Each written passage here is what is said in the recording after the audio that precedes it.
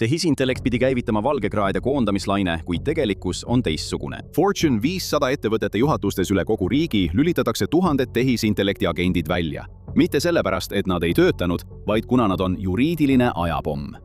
Narratiiv on, et tehnoloogiahiiglased kulutavad kõik, et võida tehisintellekti võidurelvastumine, kuid tegelikkus on palju segasem.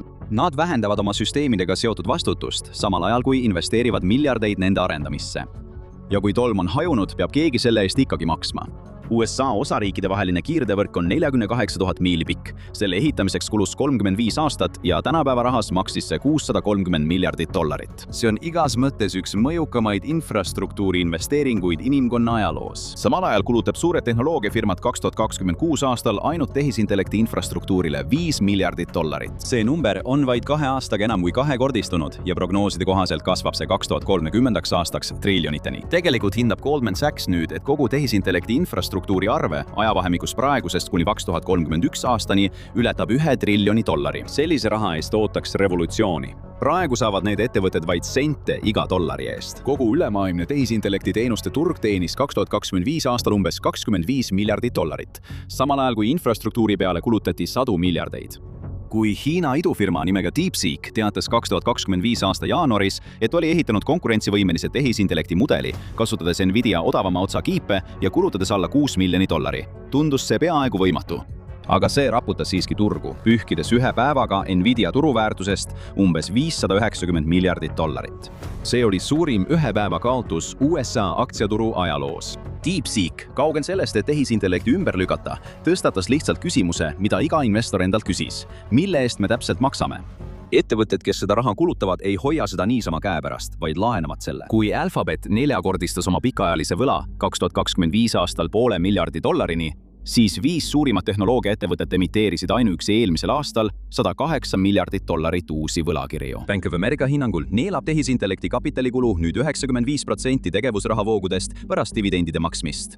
Amazoni prognoosi kohaselt väheneb vaba rahavoog tehisintellekti arendamise kulude tõttu 95%.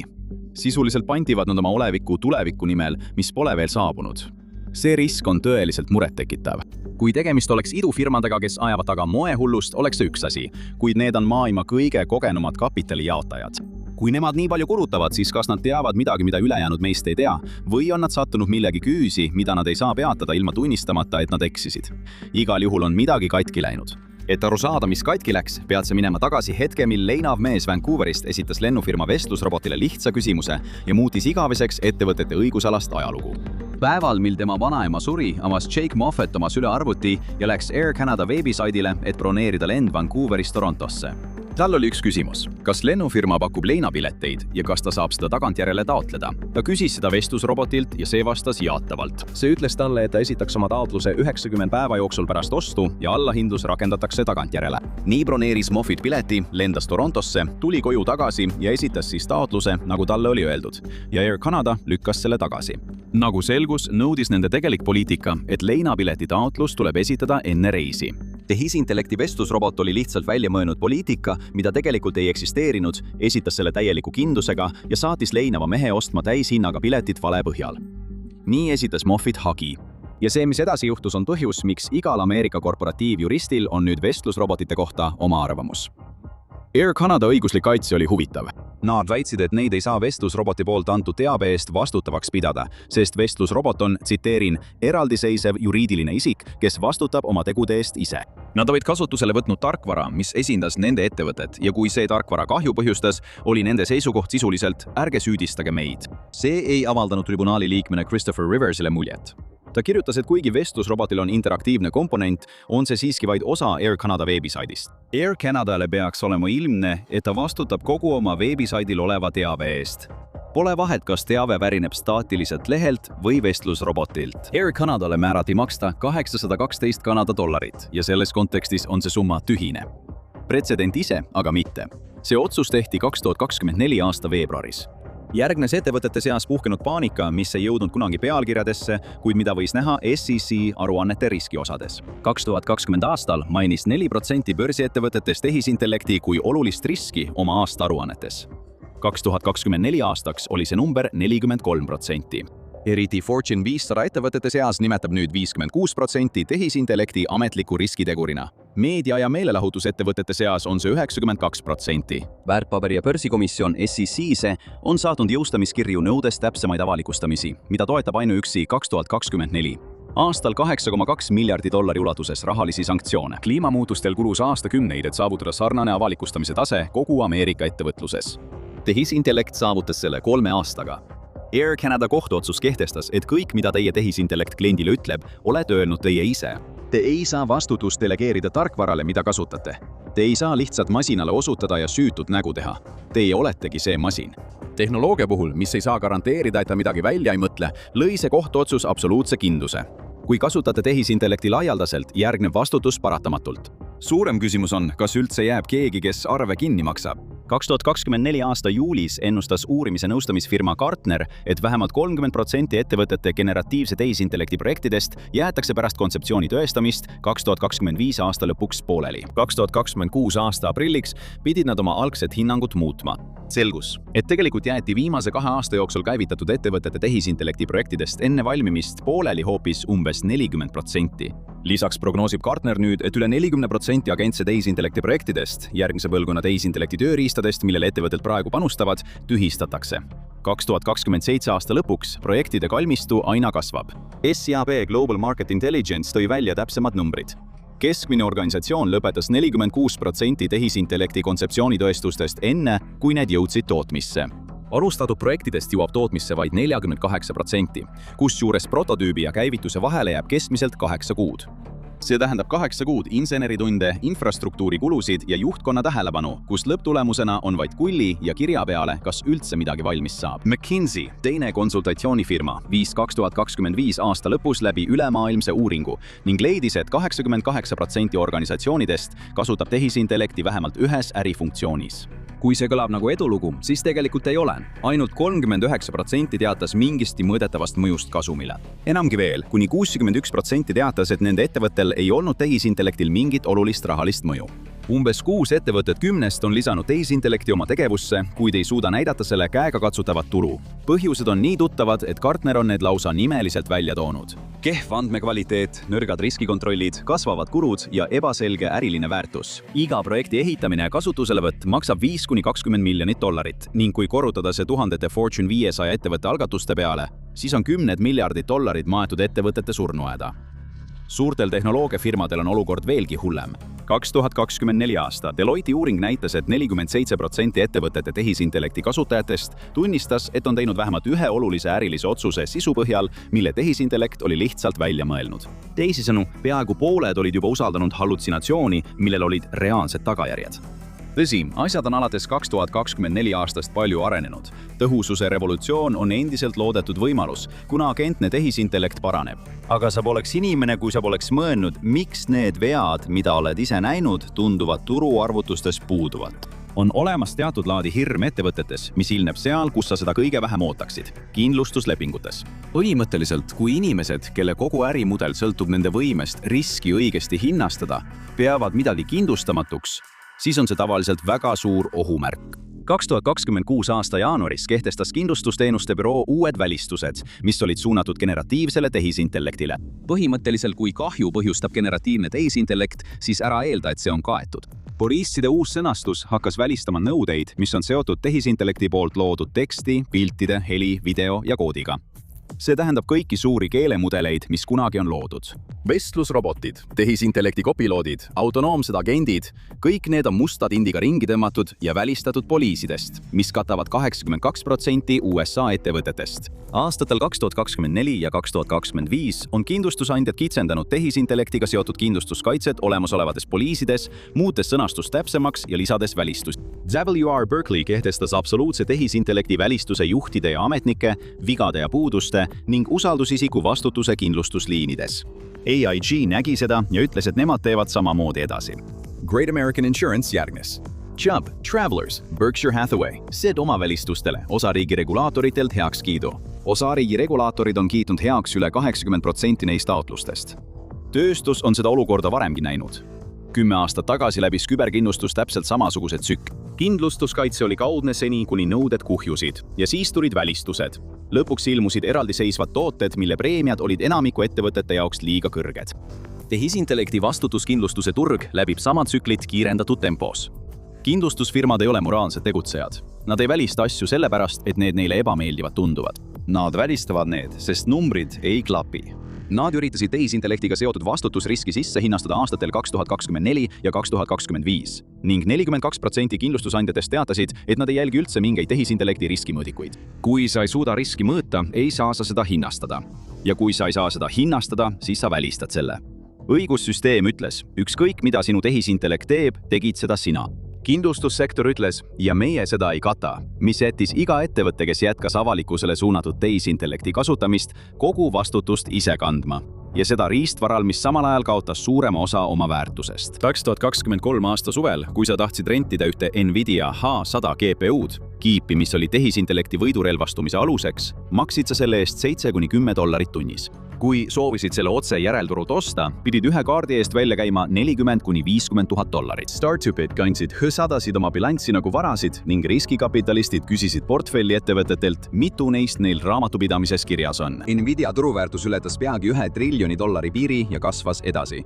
2026 aasta veebruaris jõudis see 5 triljonini. H100 oli lühikest aega strateegiliselt kõige väärtuslikum riistvara maailmas. Täna saad seda rentida $2 eest tunnis. 2025 aasta juunis langetas AWS H100 hindu üleöö 45%. Järelturg kukkus sellele kohe järele. Graafikakaardid, mis AI buumi ajal müüdi kuni $50,000 eest, olid äkitselt väärt vähem kui poole sellest. Terved H100 serverisüsteemid, mis kunagi maksid üle $350,000, vahetasid nüüd omanikku vaid murdosa nende tipphinnast. Üle 300 uue GPU pilveteenuse pakkuja tuli turule juba ainuüksi 2025 aastal. Kõik pakkusid võimsust, mida keegi ei ostnud sellises mahus, nagu keegi oli prognoosinud. Tuhanded ettevõtted kaaluvad, kuhu kaarte kahjumiga müüa. See on vahe selle vahel, kas suudetakse töötajatele palka maksta või mitte. See viitab sügavamale probleemile infrastruktuuri teesis, mis õigustas kogu seda ülesehitust. Väide oli alati, et arvutusvõimsus on napp. See nappus loob väärtust ja see, kellel on kõige rohkem arvutusvõimsust, võidab tehisintellekti võidujooksus. DeepSeek lõhkus selle väite, luues mudeli, mis konkureerib GPT-4-ga eelarvega, mille Meta kulutab toitlustusele. Telekommunikatsioonitööstus õppis selle õppetunni valusalt 90ndate lõpus, kui ettevõtted investeerisid üle $500 miljardi fiiberoptilistesse kaablitesse, tuginedes prognoosidele, et internetiliikluse aastane kasv on 1000%. Kui rahaks tegemine seiskus, sulgusid võlaturud. Kilomeetrite viisi fiiberoptilisi kaableid seisis aastaid kasutult, kuuludes ettevõtetele, mida enam ei eksisteerinud. Vara ise oli küll reaalne, kuid sellele üles ehitatud ärimudel ei olnud seda. Ükski Google'i fiibrivõrgu laiendamine 2010ndatel ei suutnud seda parandada. Sajakirmüük on 2025 aasta fiiberoptika üleküllus. Riistvara on päris. Turu pidi sellele järgnema. Seda pole juhtunud. Täna on $1 triljoni suurused ettevõtted, kes näevad oma riistvara väärtuse langust, teinud kaalutletud otsuse, mida oma rahaga selle asemel teha. On olemas samm, mida ettevõtted teevad, kui nad usuvad, et nende enda aktsiad on parem investeering kui nende tulevik. Nad võtavad oma raha ja kasutavad seda oma aktsiate tagasiostmiseks. See vähendab ringluses olevate aktsiate arvu, suurendades kasumit aktsia kohta, mis omakorda tõstab aktsia hinda. Investoritele meeldib see. Juhatused armastavad seda. Kõik võidavad. Ometi on see märk sellest, et kõige targemad inimesed ruumis vaatasid läbi kõik võimalikud võimalused ja otsustasid mitte panustada tulevikule. Selle asemel panustasid nad sellele, mis juba täna raha teenib. Viimase 5 aasta jooksul on ettevõtted, kes räägivad kõige valjemini tehisintellekti revolutsioonist, teinud täpselt seda nii suures ulatuses, et seda on raske täielikult mõista. Alphabet on kulutanud umbes $280 miljardit oma aktsiate tagasiostmiseks. Meta ja Microsoft on kulutanud 10 miljardeid. Apple, mis kuni hiljutise ajani vaevu tehisintellektist rääkis, on viimase 10 jooksul kulutanud $704 miljardit oma aktsiate tagasiostmiseks. See on rohkem kui 488 ettevõtte kogu turuväärtus SP500-s. Ja siis hakkasid andmekeskuste arved kuhjuma. Kogu raha kadus. 2024 aasta septembris lubas Microsoft aktsionääridele $60 miljardi suurust tagasiostuprogrammi. See andis märku, et ettevõttel on raha, enesekindlust ning ta on pühendunud omanikele raha tagastamisele. Aasta hiljem on sellest lubadusest $57,3 miljardit endiselt täiesti puutumata. Microsoft ei muutnud oma meelt, kuid iga vaba dollar suunati hoopis serverite, andmekeskuste ja tehisintellekti infrastruktuuri eest maksmiseks. Teisisõnu, nad andsid küll lubaduse, aga neil polnud võimalik seda täita.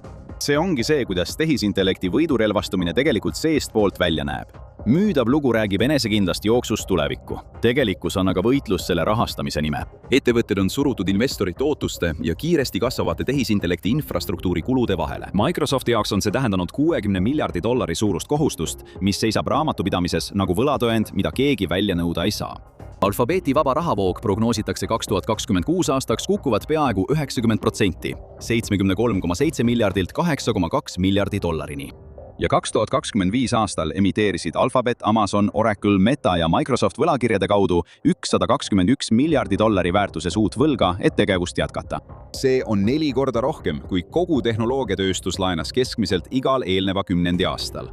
Tehisintellekti revolutsiooni rahastatakse krediidi, mitte kasumi arvelt. Ja organisatsiooni skeemid, mis pidi tõestama, et see toimib, on hakanud muutuma.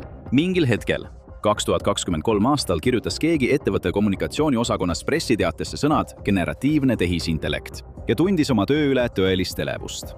Sellel väljendil oli kaalu, selles oli salapära. See viitas sellele, et masin loob midagi, peaaegu mõtleb, genereerib. See sõna tegi palju tööd paljude ettevõtete eest, kellel polnud aimugi, mida nad selle tehnoloogiaga tegelikult peale hakkavad. Aastaks 2026 on generatiivse tehisintellekti tõuge muutunud agentipõhisteks töövoogudeks. Inimesed räägivad autonoomsest protsesside orkestreerimisest ja intelligentsest automatiseerimisest.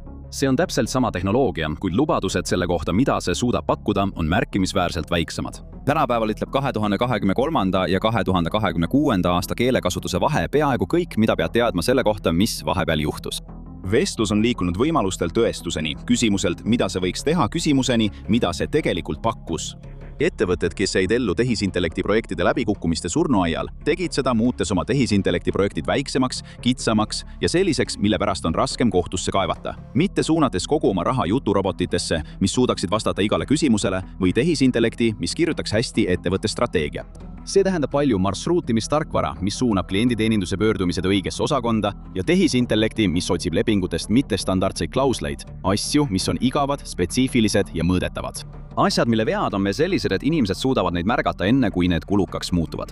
Ja ametinimetused peegeldavad seda. Aastal 2025 oli 26% organisatsioonides tehisintellekti juht ehk CAIO. Aastaks 2026 tõusis see number 76%-ni, 3-kordistudes 1 aastaga, vastavalt IBM-i uuringule, mis hõlmas 2000 tegevjuhti 33 riigis. Aga kui lugeda hoolikalt, milleks neid CAIO-sid tegelikult tööle võetakse, on ilmne, et see roll on põhimõtteliselt muutunud. Varem olid need tehisintellekti evangelistid, kes tehnoloogiat propageerisid. Nüüd on need juhid, kes vastutavad selliste asjade eest nagu riskijuhtimine, nõuetele vastavus ja juhtimiskorraldus. EL-i tehisintellekti määrus jõustub täielikult. 2026 aasta augustis nõudes ettevõtetel täpselt kindlaks teha, kes vastutab, kui nende tehisintellekt kahju põhjustab. Üha sagedamini on selleks isikuks CAIO, kelle nimi sellele vormile kantakse. Tõenäoliselt ei olnud see ametijuhend, mida keegi selle tiitli loomisel ette kujutas, aga siin me nüüd oleme. Samal ajal on ka tulemuste kõnede sisu vaikselt muutunud. Väljends AI-powered on moest väljas. Tulemustele keskendunud töövood on nüüd moes. Mis on, kui seda piisavalt aeglaselt lugeda, väga kallis viis öelda, et tehisintellekt teeb konkreetset ülesannet ja sa saad mõõta, kas see töötas või mitte. Unistus, mis viis $725 miljardi suuruse arenduse sünnini, oli alati midagi, mis meenutas rohkem ulmefilmi. Tehisintellekt, mis suudaks juhtida tervet osakonda, koostada strateegiat, asendada kogu meeskonda või mida iganes veel. CAIOD, kellel on vastavuskontrolli nimekirjad ja EL-i tehisintellekti seaduse kohustused, teevad nüüd tööd, mis oleks olnud algsete pressiteadete koostajatele täiesti tundmatu. Revolutsioon sai töö keskastme juhtkonnas. Ja põhjus, miks see sinna jõudis, on miski, mida tööstus on algusest peale püüdnud välja vabandada. Juba 2023 aastal, kui ChatGPT oli paljude jaoks alles vaid terendav idee, esitasid advokaadid Stephen Schwartz ja Peter Ludica New Yorgi lõunapiirkonna kohtusse õigusliku avalduse. Avalduses viidati väga usutavalt kõlavatele kohtuasjadele, millel olid usutavalt kõlavad nimed ja usutavalt kõlavad lahendid kui pretsedentidele. Vargas versus China Southern Airlines, Martinez versus Delta Airlines ja Shaboon versus Egypt Air. Ja siis kohtunik P. Kevin Castell otsis need üles, kuid mitte ükski neist ei eksisteerinud. ChatGPT oli kõik need täiesti välja mõelnud, täieliku kindlusega. Schwartz ja Ludica said karistada neid avalikult alandati ning nende nimed on nüüd jäädavalt seotud ühe kõige hoiatavama kohtudokumendiga Ameerika kohtuloos. Mata versus Avianca. See juhtus 2023 aastal. Asjad ei läinud paremaks. 2025 aasta augustis karistas USA ringkonnakohtunik Alison Bahus advokaati, kelle kohtudokumendis oli 19 viitest 12 välja mõeldud või tõendamata. California kohus tas 2 advokaadibürood tasuma veidi üle $31 000 kulusid, kuna nad esitasid kohtunikule võltsitud tehisintellekti poolt loodud uurimistöö. 2025 aasta veebruaris karistati 3 advokaati üleriigilisest advokaadibüroost Morgan & Morgan sama asja eest. Praeguseks on dokumenteeritud üle 1600 juhtumi, kus on kasutatud tehisintellekti poolt loodud valeinfot ning 79% advokaatidest teatab, et nad kasutavad oma töös sisemiselt tehisintellekti tööriistu. Miks see ikka veel juhtub? Miks pole seda parandatud? Noh, sest seda ei saagi parandada. Suured keelemudelid on tegelikult väga kehvad asjade ülesotsimisel. Nad ei ole kohandatud selleks, et hankida fakte konkreetsetest andmebaasidest ja neid sulle kandikul ette anda. Nende kogu töömehhanism algusest lõpuni seisneb hoopis selles, et ennustada järgmist kõige tõenäolisemat sõna, lähtudes treeningandmetest õpitud mustritest. See ongi kõik. Kui väljund lakkab tõest olemast, siis ei hakka seesmiselt mingid häirekellad tööle. On haruldane, et sinu kohalik LLM on piisavalt alandlik, et tunnistada, et ta tegelikult pole selle fakti osas eriti kindel või kuidas ta üldse loogiliselt selleni jõudis. Mudel genereerib jätku, mis kõlab kõige usutavamat. Mõnikord on see täiesti täpne, mõnikord on see vargas vee. China Southern Airlines kohtuasja, mida tegelikult ei eksisteeri, kirjeldati veenvalt föderaalkohtunikule. 2025 aastal tõestasid OpenAI teadlased seda. Nende järeldus oli, et LLM-i hallutsinatsioonid on nii suur osa sellest, kuidas need süsteemid teksti genereerivad, et need on muutunud matemaatiliselt vältimatuks. See sama ennustusmehhanism, mis teeb need kasulikuks, on ka see, mis paneb neid valetama. Üht ei saa olla ilma teiseta. Numbrid ei ole kiita. 2026 aasta võrdlusuuring 37 mudeli seas leidis hallutsinatsioonide määrad vahemikus 15% kuni 52%. Need on parimad mudelid, mida raha eest saab. Isegi kõige usaldusväärsem neist eksib ikka veel ühel korral 7. Stanford leidis juriidiliste päringute puhul määrad vahemikus 58% kuni 88%, meditsiiniliste juhtumite kokkuvõtetes hallutsineerib 64% mudelitest, kui leevendusmeetmeid ei rakendata. Tööstuse keskmine juhtivate mudelite seas on umbes 22%. See tähendab, et tehisintellekt, mille teie ettevõtte klientidega suhtlemiseks kasutusele võttis, eksib enesekindlalt igas 5. vestluses. Mõned uuemad arvutusmudelid hallutsineerivad rohkem kui vanemad. Tehnoloogia ei liigu nulli suunas. See liigub suunas, kus tulemused on vähem katastroofiliselt halvad kui varem, mis on hoopis teine asi. Inimene, kes eksiks faktidega sellise sagedusega, ei peaks tööle esimest nädalatki vastu. Tõsiasi, et need süsteemid juurutati korraga miljonitele inimestele, peaks tekitama veel ühe ilmse küsimuse. Kui see on tehnoloogia, siis kes maailmas sellest tegelikult raha teenib? Kui Fortune 500 ettevõtted olid hõivatud vestlusrobotitest loobumisega, teenis ettevõtte nimega Jane Street 2025 aastal $39,6 miljardit kauplemise puhastulu. See on rohkem kui Goldman Sachs. See on rohkem kui kogu JP Morgani kauplemisüksus ja kogu selle tulu teenis umbes 3000 inimest, kes töötasid 4 kontoris, kasutades tehisintellekti süsteeme. Ainult 2025 aasta teises kvartalis teenis Jane Street $10,1 miljardit. See oli kõigi aegade rekord kauplemisettevõtete seas. Võrdluseks, Citadel Securities teenis kogu aasta jooksul $12,2 miljardit, mis on 25% rohkem kui 2024 aastal. Hudson River Trading teenis $12,3 miljardit. Need ettevõtted koos moodustasid üle poole kogu maailmas kvantitatiivse kauplemise turu tegemise tulust. Nad on igas mõttes kõige kasumlikumad tehisintellektil põhinevad tegevused maal. Põhjus, miks sa pole neist tehisintellekti aruteludes palju kuulnud, on lihtne. Nende süsteemid ei kirjuta e-kirju ega vasta klienditeeninduse päringutele. Nad teostavad tehinguid mikrosekunditega $2 triljoni suuruse igakuise aktsiakäibe ulatuses. Selles maailmas on andmed nii puhtad ja tagasiside nii kohene, et hallutsinatsioon paljastub kohe kalli veana. Arvutusvõimsus on sama, aga tagasisideahel ei ole. Kui Jane Streeti tehisintellekt eksib, annab turg sellest kohe teada ja võtab vea eest raha. Unusta 90-päevased armuajad, mille jooksul kliendid esitavad juriidilisi kaebusi.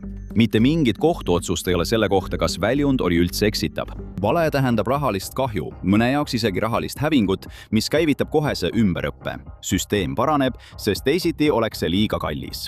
Tehisintellekti revolutsiooni senised võitjad on ettevõtted, kes on leidnud probleemid, kus valed vastused avastatakse kiiresti, maksavad päris raha ja sunnivad kohest parandamist. Neil tehisintellekti mudelitel on midagi, mida ettevõtete vestlusrobotitel pole. Halastamatult aus kohtunik. Need ettevõtted, kellel seda pole, vaatavad tühja andmekeskusi ja maksmata elektriarveid. Ja 2026 aastal saabub arve tasumise aeg. CoreWeave on sõltuvalt sellest, kellelt küsida, kas Ameerika kõige olulisem tehisintellekti infrastruktuuri ettevõte või kõige õpetlikum hoiatuslugu. Ettevõtte turud kasvasid 2022. aasta $16 miljonilt 2024. aastaks $1,9 miljardi.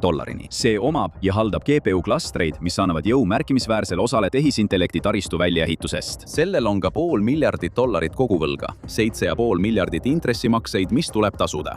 2026 aasta lõpuks ning 62% selle turudest tuleb ühest kliendist, Microsoftist. Seesama Microsoft, mis just teatas aktsionäridele, et nende vaba rahavoog kukub kokku ning nende $60 miljardi suurune tagasiostuprogramm seisab kasutamata, sest nad ei saa endale lubada selle elluviimist. See on kahtlemata väga kallis risk ainult ühele suhtele panustades. Tehisintellekti andmekeskuste rajamine hakkab finantsajaloolastele juba tuttav välja nägema. Täpselt nagu telekomi buumi ajal, mis lõppes 2001. aastal kasutamata valguskaablitega ja $2 triljoni tuluväärtuse kadumisega 2 aastaga. Taristu oli päris, aga tulu ei tulnudki.